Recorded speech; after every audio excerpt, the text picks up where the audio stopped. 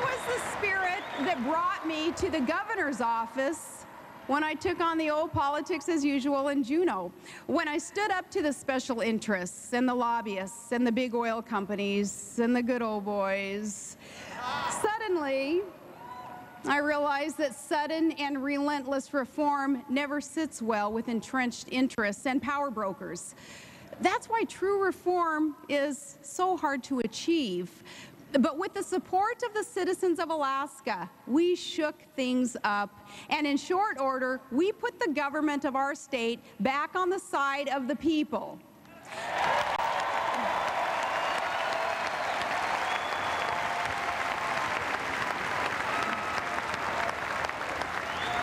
I came to office promising major ethics reform to end the culture of self-dealing. And today that ethics reform is the law.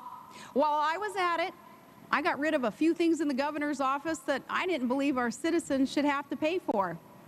That luxury jet was over the top.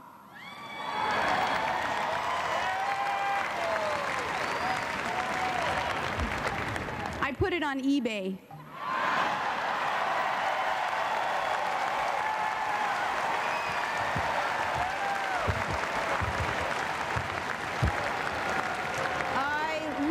To drive myself to work, and I thought we could muddle through without the governor's personal chef, although I got to admit that sometimes my kids sure miss her. I came to office promising to control spending by request if possible, but by veto if necessary. Senator McCain also he promises to use the power of veto in defense of the public interest. And as a chief executive, I can assure you it works.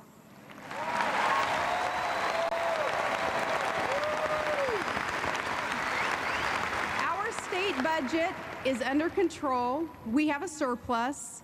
And I have protected the taxpayers by vetoing wasteful spending, nearly $500 million in vetoes.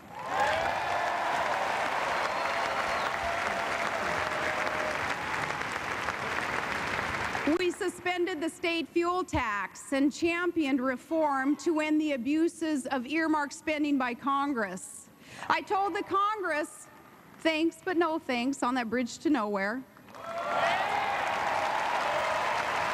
If our state wanted to build a bridge, we were going to build it ourselves. When oil and gas prices went up dramatically and filled up the state treasury, I sent a large share of that revenue back where it belonged, directly to the people of Alaska.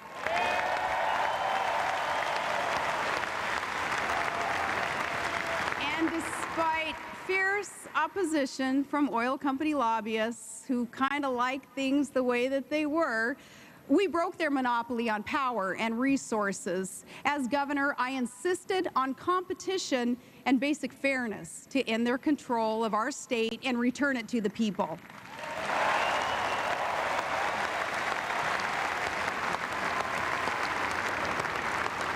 I fought to bring about the largest private sector infrastructure project in North American history.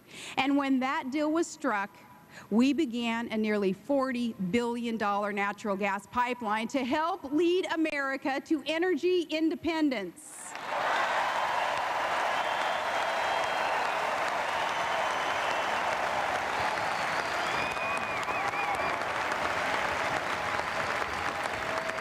That pipeline, when the last section is laid and its valves are open, will lead America one step farther away from dependence on dangerous foreign powers that do not have our interests at heart. The stakes for our nation could not be higher. When a hurricane strikes in the Gulf of Mexico, this country should not be so dependent on imported oil that we're forced to draw from our strategic petroleum reserve. And families cannot throw more and more of their paychecks on gas and heating oil. With Russia wanting to control a vital pipeline in the Caucasus and to divide and intimidate our European allies by using energy as a weapon, we cannot leave ourselves at the mercy of foreign suppliers.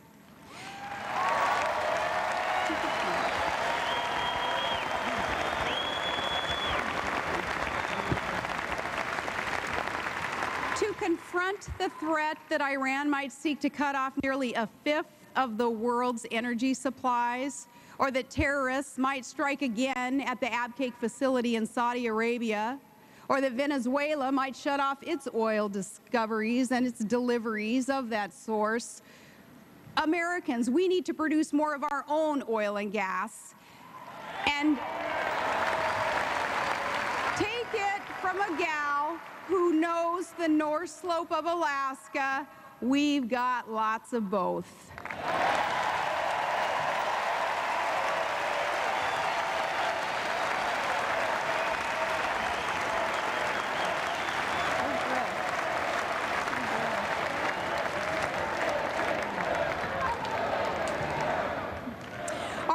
Say again and again that drilling will not solve all of America's energy problems, as if we didn't know that already.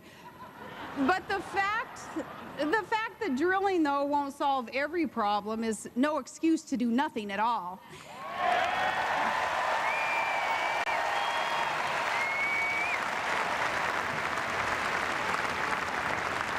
Starting in January, in a McCain-Palin administration, we're going to lay more pipelines and build more nuclear plants and create jobs with clean coal and move forward on solar, wind, geothermal, and other alternative sources.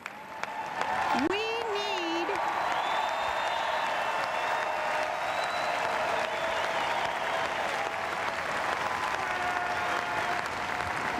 American sources of resources. We need American energy brought to you by American ingenuity and produced by American workers.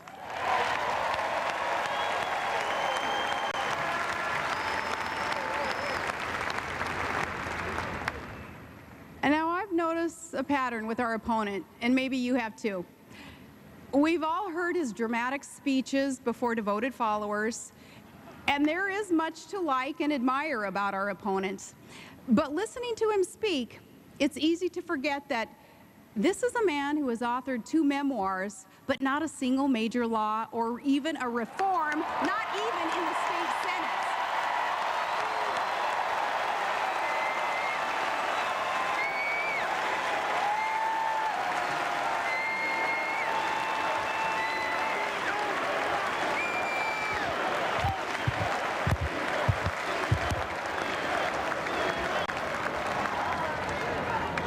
This is a man who can give an entire speech about the wars America is fighting and never use the word victory except when he's talking about his own campaign.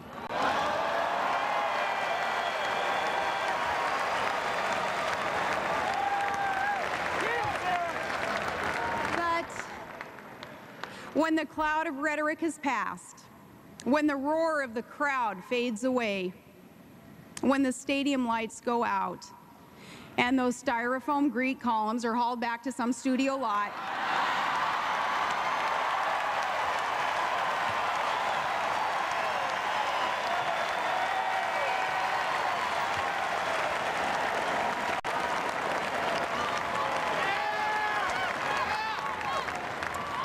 when that happens, what exactly is our opponent's plan? What does he actually seek to accomplish after he's done turning back the waters and healing the planet? The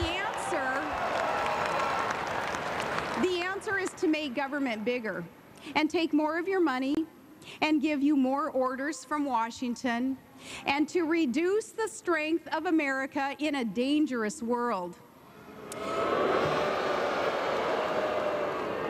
America needs more energy.